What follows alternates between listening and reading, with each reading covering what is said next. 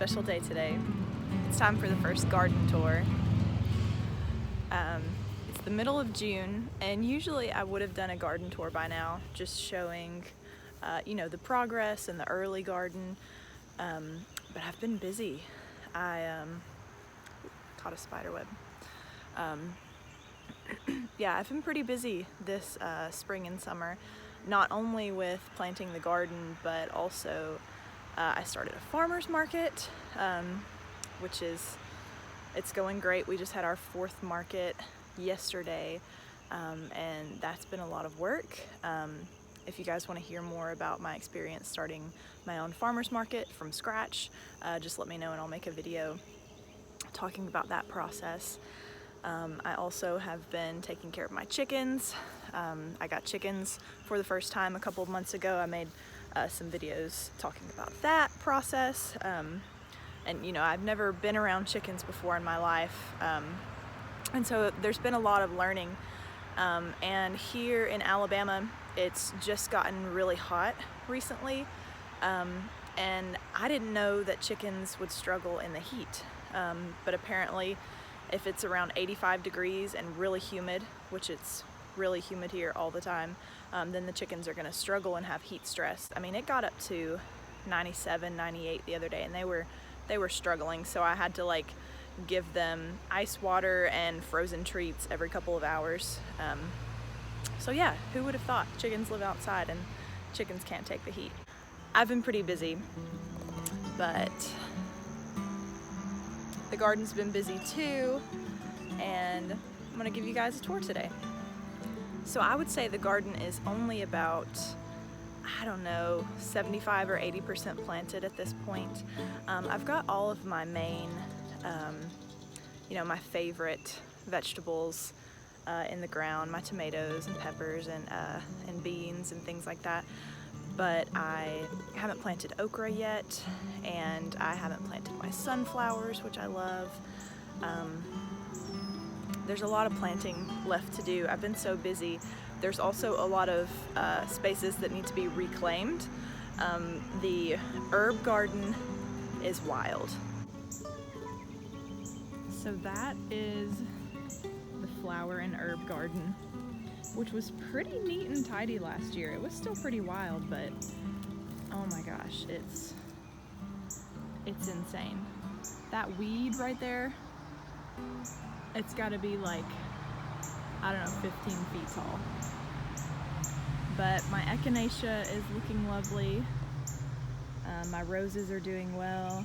And all of this is lemon balm.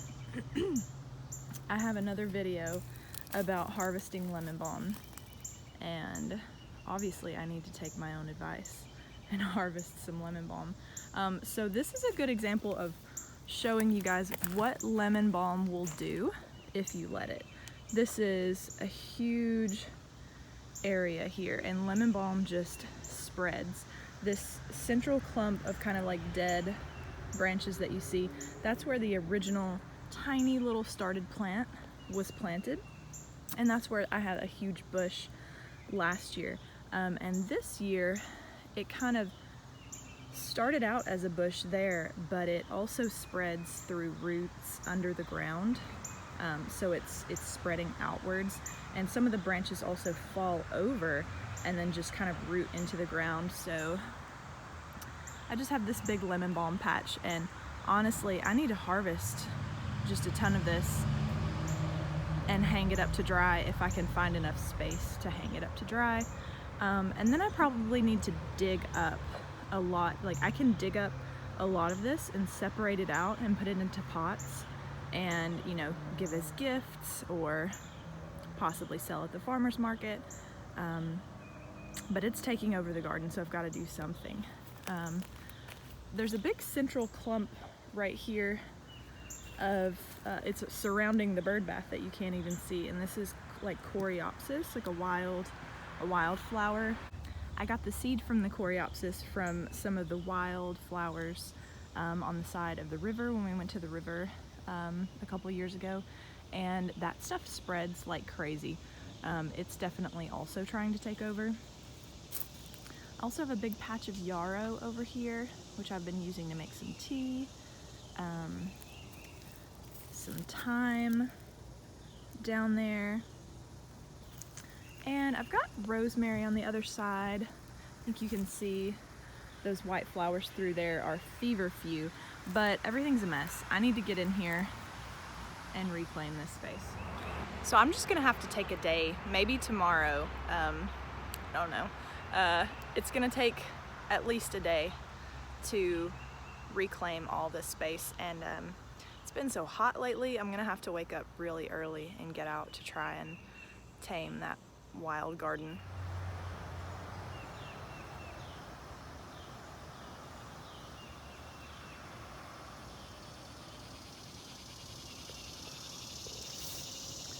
So the first thing you see when you walk through the garden gate, besides a big mess, is this cattle panel arch trellis covered in beans. I love growing beans on an arch trellis. I got the idea watching Jess's videos. Her channel is called Roots and Refuge, and she's one of my biggest inspirations for a lot of things. But yeah, I actually, if you're interested in building one of these, it's not that hard. The hardest part is getting the cattle panel home. It's a 16-foot panel, which you can bend it and use, what are they called? Ratchet straps. You bend the cattle panel and use ratchet straps to kind of hold it together in this bent shape, because obviously it doesn't want to be bent, it wants to spring out and be a big long piece, but the hardest part is getting it home. I got about, I don't know how many I got at one time, but I got, I think, 4 of them. I might have done 4 at a time, ratchet strapped together and just put them in the back of my truck bed. But if you don't have a truck, some people strap them to the top of their vehicles. Luke at MI Gardener has a video about making a cattle panel arch trellis, and so does Jess at Roots and Refuge. But it's a really cool way to grow something. It's really easy to harvest beans from inside this awesome little shaded tunnel. You just, you know, it'll be covered in beans, and I'll just reach up and just be able to harvest beans without being crouched down on the ground. And I've got 4 kinds. I've got Alabama black-eyed peas. They're technically cow peas. On this half, I planted purple beans, which are just purple green beans. And over here are 2 kinds of lima beans. There's just like a kind of a black-eyed pea looking lima bean, and then a speckled lima bean. And I've got another video talking about this garden fencing. I have to put garden fencing around the bottom of these trellises on both sides to keep bunny rabbits from eating my bean plants, because they will devour my entire, all of my bean plants. They love them. So I'm really excited that pretty soon this tunnel will be covered in beans. I've already got, it was blooming the other day. Yeah, here's a flower. That's a flower that's about to open. Oh my gosh, that's a baby cowpea. That's a baby, oh, there's some ants everywhere. That's a baby black-eyed pea from one that already bloomed. So yeah, I'm well on my way. Oh, there's a couple of them. I'm well on my way to having black-eyed peas in here. And these tunnels are also nice and shaded in the middle of the summer when they're covered in greenery. And if you're a gardener like me, you always have a box full of plants that you want to plant and you haven't had time for. I've got some ginger plants in there and some different kind of like native flowering, like herb plants that I really need to make time to plant.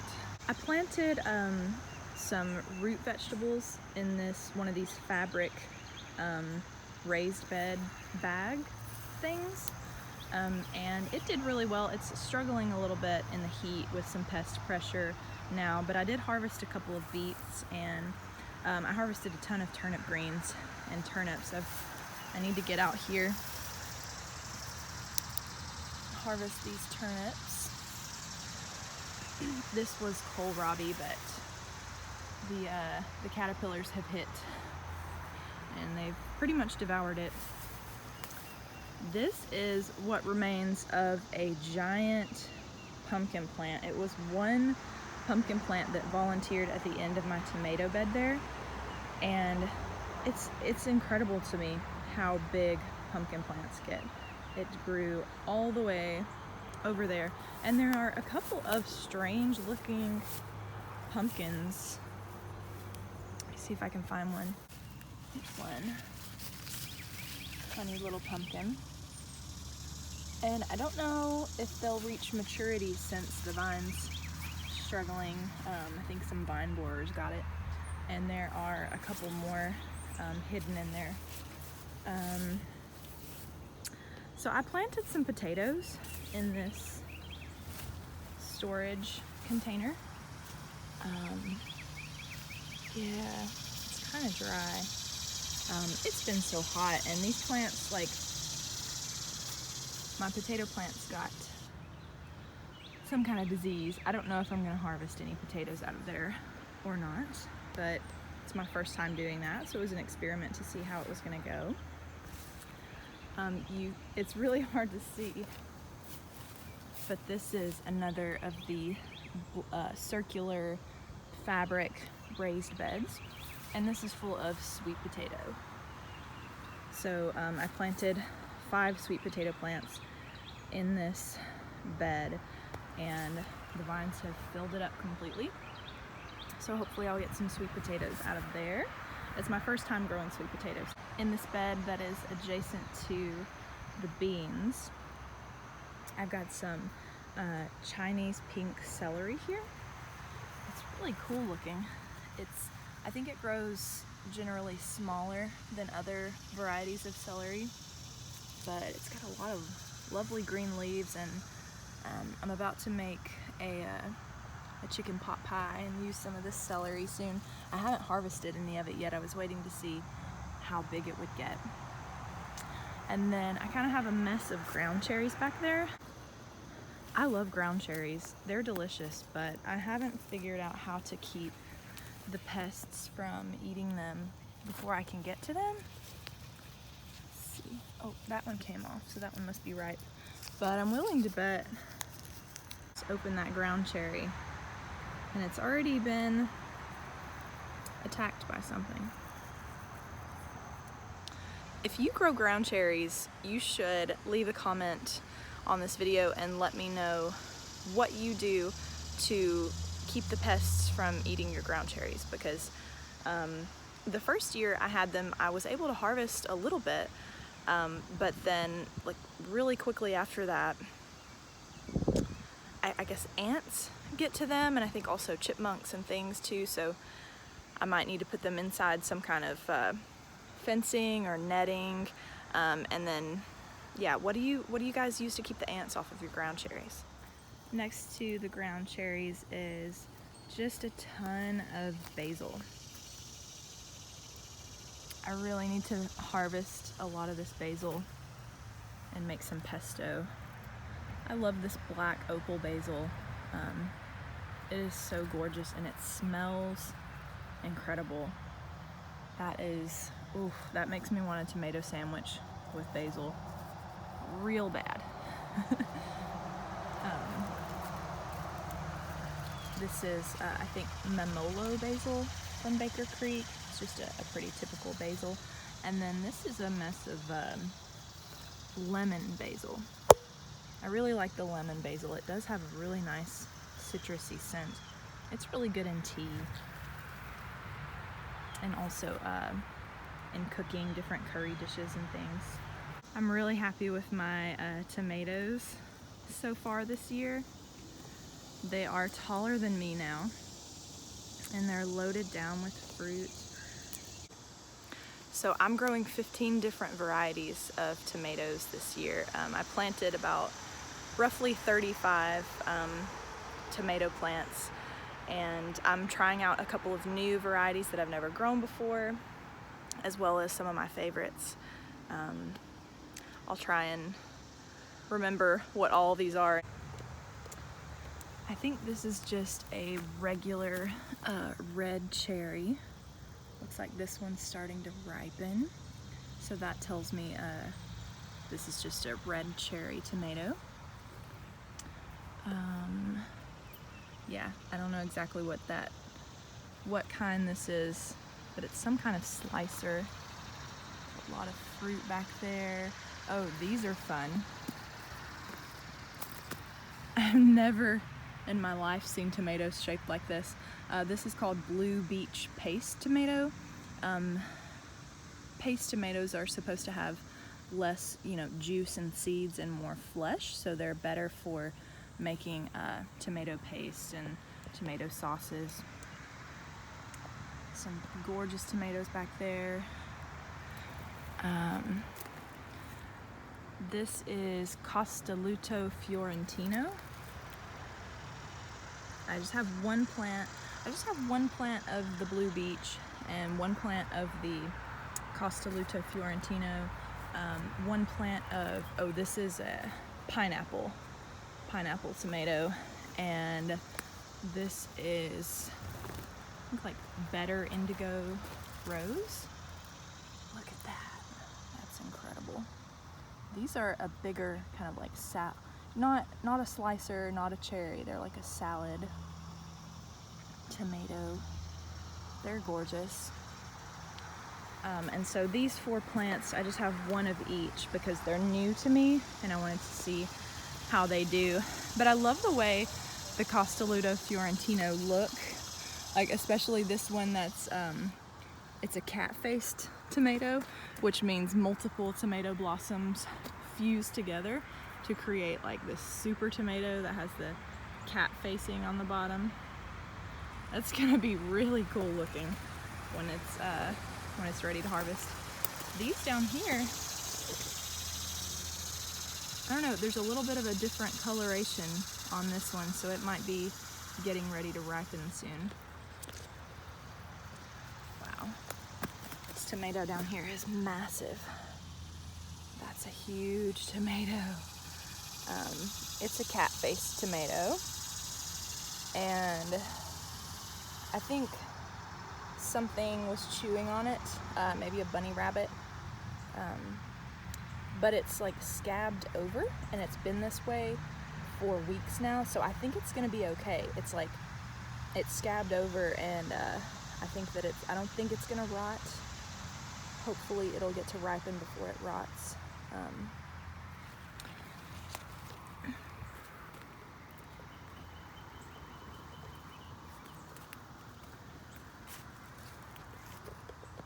These are blue cream berries. Blue cream berries, I think, are my favorite variety of cherry tomato because when they ripen, they will be, I'm looking for a ripe one to show you guys. I might have one over here. Oh, here's one. Yeah. It could go a little longer, but I'm gonna go ahead and try it.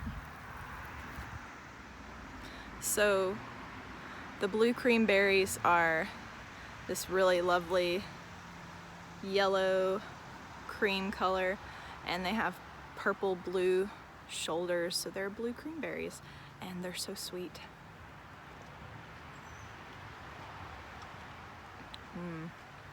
That might be my favorite cherry tomato. I think I saw one of these slicers over here starting to ripen. Oh no. It's starting to ripen because something has been chewing on it. So this looks like Dr. Witchy's Yellow, which is one of my favorite tomatoes. Sometimes when a pest, like a caterpillar or something, comes in here and damages the fruit, that will cause it to start to ripen before it normally would. So I got excited because I saw that it was starting to ripen, but it's probably gonna rot before it gets to ripen because of that lovely caterpillar. I just found a mostly ripe, just yellow, golden cherry tomato. I'm excited to see it. I don't know the variety because I actually got some yellow cherry tomatoes from the farmer's market, and I saved some seeds from the tomatoes that I got from the farmer's market. And that's just a really cool way to get seeds. I mean, technically the seeds were free because I just got the tomatoes to eat and enjoy, and a lot of people don't know that you can just save seeds and grow it yourself. Over here, this is a black cherry tomato. The black cherry tomato is a little larger.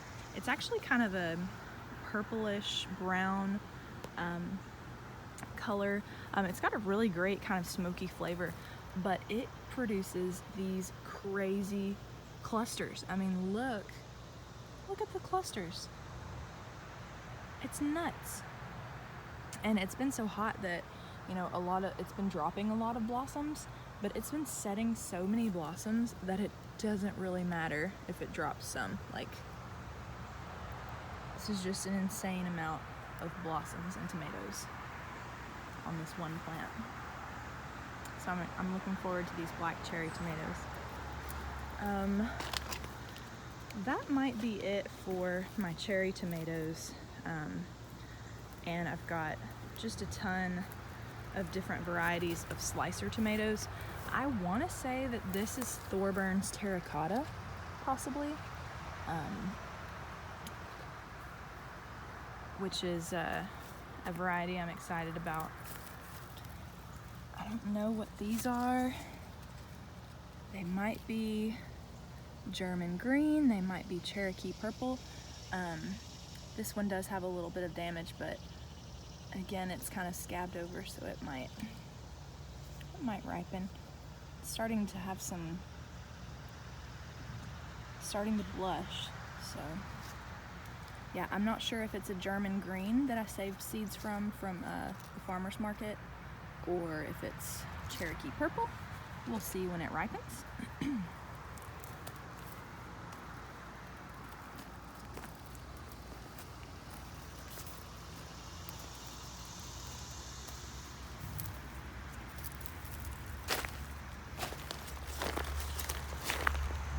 These are my Black Beauty tomatoes. They are stunning. They're big, slicer, and they've got this stunning purple black color. The flavor is really special on these.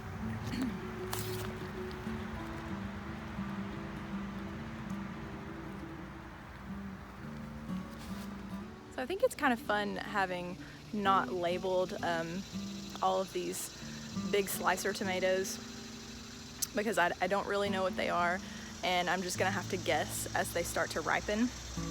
And so, you know, that'll be fun. I think tomatoes are probably my favorite thing to grow in the garden. It's hard to say that because I love everything that grows in the garden, but I just get really excited about tomatoes.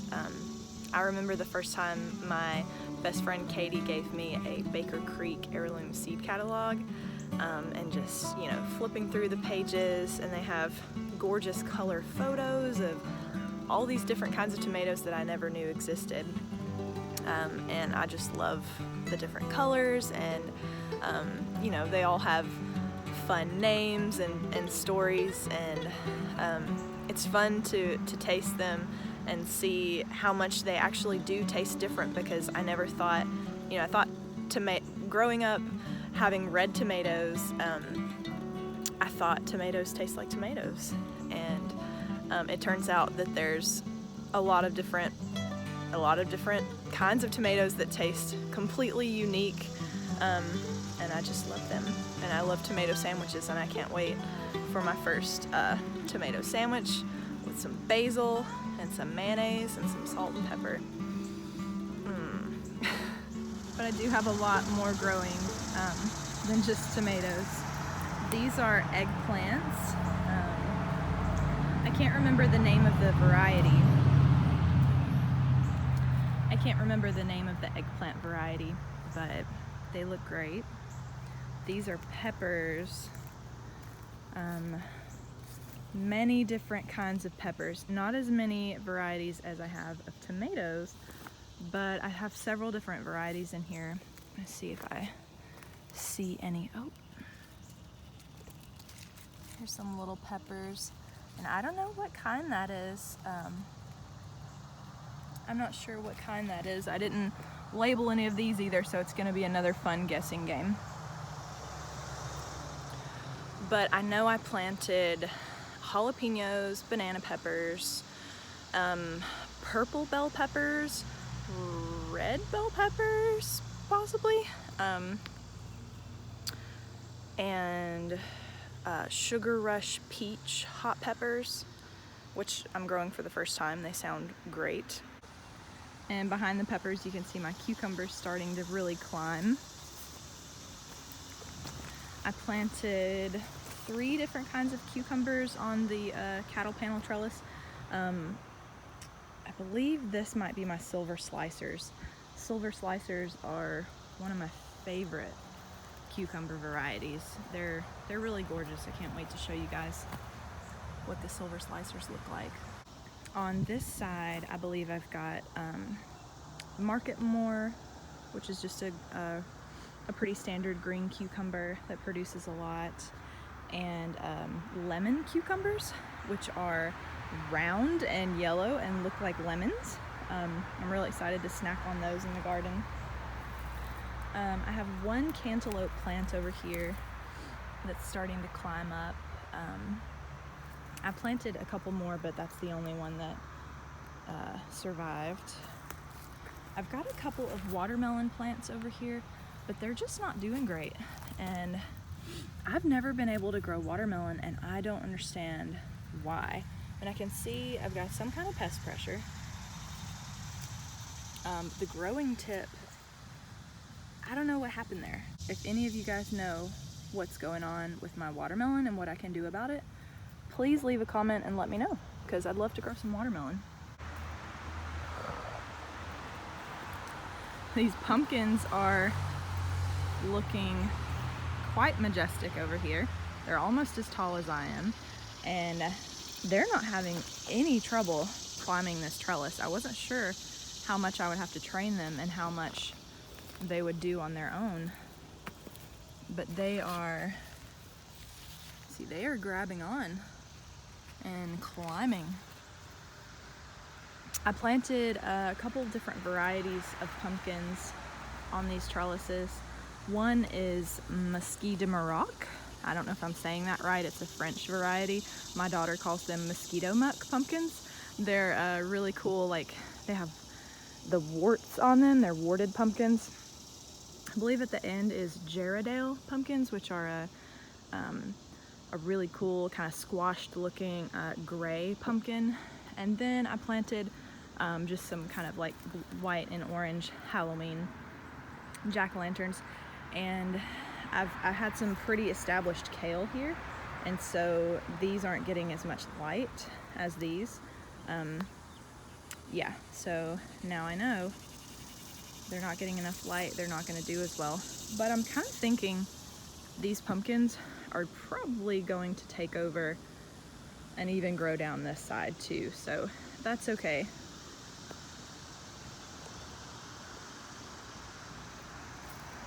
Yeah, this kale is pretty gorgeous though. Like, just look how big it is. Like, that's this is red Russian, Ragged Jack red Russian kale. And I've had some caterpillar problems, and I've sprayed BT once. I need to spray it again. I don't see any caterpillars right now. The damage happened before I sprayed the BT. The bunny rabbits loved my lacinato kale. It was gorgeous. It's lacinato kale. It has the long, like skinny leaves. And I had a couple of them before the rabbits got in here and ate it all. I put this net up, but the net's not really doing anything. And that was a beautiful cabbage that I planted too late. So I planted some cabbage. I planted this whole bed behind me with cabbage and broccoli and Romanesco, and I planted it a little too late because while the plants are huge, the plants are like huge and beautiful now, but it's so hot. It's so hot that they're not gonna do anything. I harvested one tiny little broccoli crown, and that's all I got. I need to plant, I'm gonna plant it again in the fall.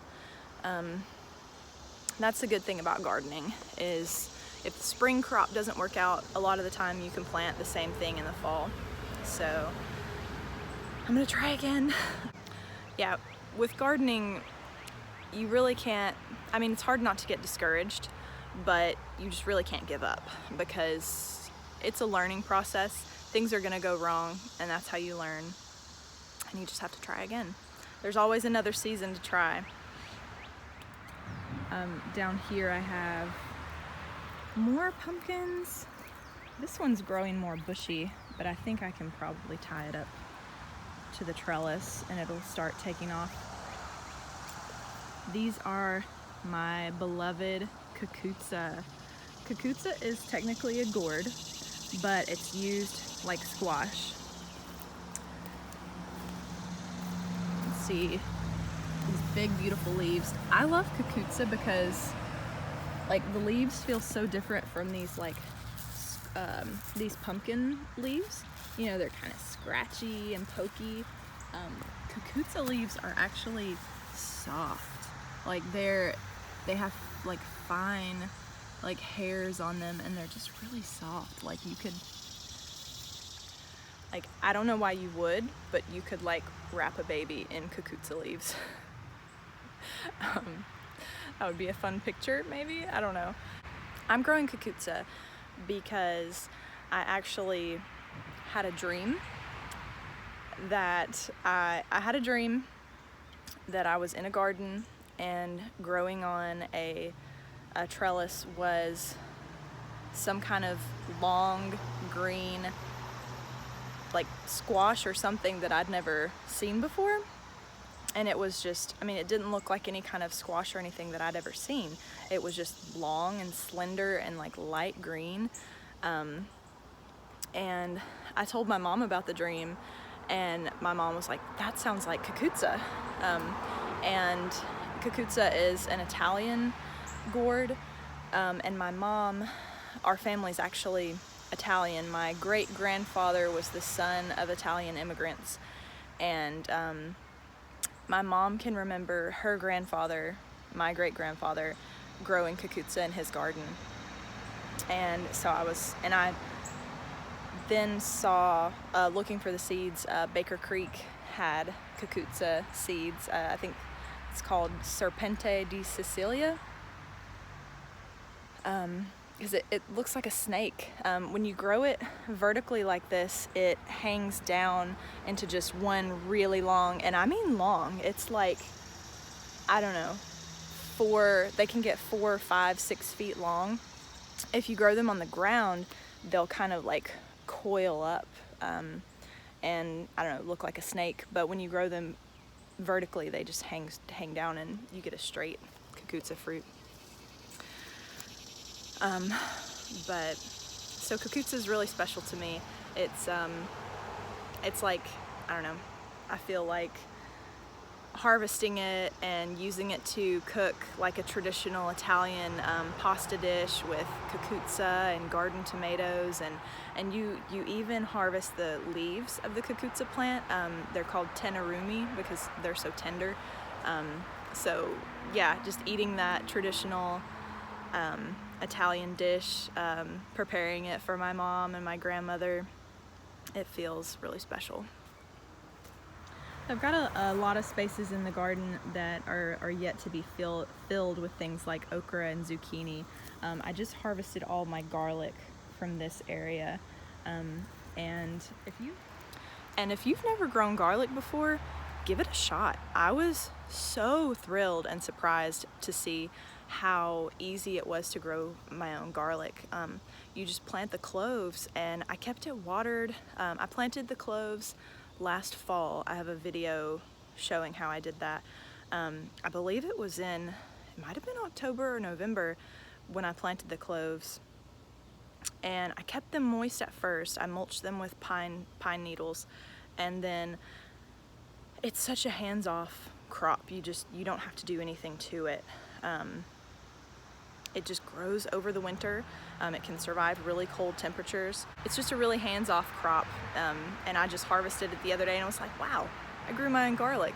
And it wasn't even hard. So give it a try. The last bed that I'll show you, this is amaranth. It's a golden giant amaranth, and I'm thrilled with how good it's doing. I've had to spray this with BT as well because the caterpillars really like it. The leaves of the amaranth plant are really good. Apparently they're similar to spinach, and you can just you can harvest the leaves and use them as spinach when it's hot outside and it's too hot to grow spinach. But this amaranth is going to get tall. Like, it's gonna get, I don't know, like 8 or 10 feet tall. And amaranth is a grain that you can cook with. So I'm excited. It'll be my first time growing it. I grew it last year, but it didn't do great. So I'm excited that it's doing a lot better this year. This is some corn. It's just I can't remember the variety. It's just a yellow corn. I haven't had a ton of luck with corn the past few years. I've had a lot of pest pressure on the corn, but it's looking good right now. You can spray BT on corn as well to control the armyworms and the things that like to destroy it for you. So BT and neem oil are really the only things that I spray in my garden. BT is short for Bacillus thuringiensis. It is a naturally occurring bacteria that it really just disrupts the digestive system of caterpillars and like larva worms like that. So you can spray it. I don't just spray it over my entire garden. Whenever I see the caterpillar damage, that's when I just spray BT in that one spot to just control the problem. That way we're not, disturbing too many pollinators. Neem oil is another great option. Neem oil will also work on like caterpillar eggs. If you spray neem oil on plants that have like larva eggs and things like that on them, it will like suffocate out the eggs, I believe. And it also works on aphids and some different pests. Neem oil is a really great option for gardens. So that's my garden. It's wonderful, it's overflowing, it's blooming, it's bursting. It's growing a ton of food. I can't wait to show you guys what this long tunnel of cattle panel trellises looks like, because they will all just be completely covered. Cucuzza really goes crazy, pumpkins go crazy. I hope that the cucumbers cover the top of that trellis as well. But that's gonna be stunning when it's a tunnel of green leaves, and I'll be able to show you guys what it looks like to walk through this tunnel of green. Oh my gosh, I might live out here. If it wasn't so hot, I probably would live out here. But I hope you guys enjoyed the garden tour today. I'll have a lot more to show you in the coming weeks because it's so hot right now that things are growing really fast. I'm also going to be showing you guys more chicken videos. Like I said, if you want to hear about the farmer's market process, let me know and I'll make a video about that. I'm also going to be doing kind of like a shed makeover video at some point. This shed, she needs a makeover. I'm thinking I'm gonna paint it. And I've never painted a shed, so I'm going to make a video of the process, and you know, if you've never painted a shed, maybe it'll help you. But I'm hoping it'll be a really cool before and after. I'm going to paint it like some kind of dark color, like maybe a dark charcoal gray, or a dark, like almost black teal, I don't know. And I'm going to paint my little bench too, and maybe create like an awesome seating area over here. So I don't know. If you're interested in those future videos, go ahead and hit the subscribe button.